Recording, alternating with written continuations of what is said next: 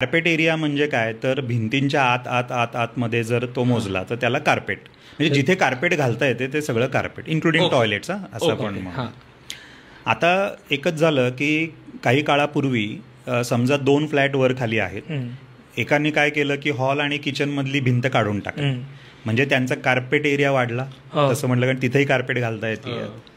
म्हणून मग आता रेरा कार्पेट नावाची गोष्ट सरकारने आणली.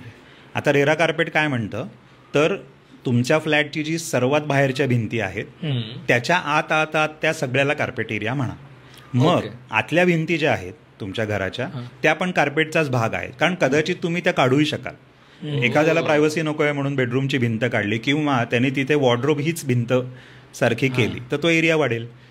त्यामुळे मग रेरा कार्पेटचा अर्थ असा होतो की बाहेरच्या भिंतींच्या आतून जे सगळं मोजायचं त्याला रेरा कार्पेट अशी ती डेफिनेशन केली आणि आता सगळी डॉक्युमेंट्स ही रेरा कार्पेट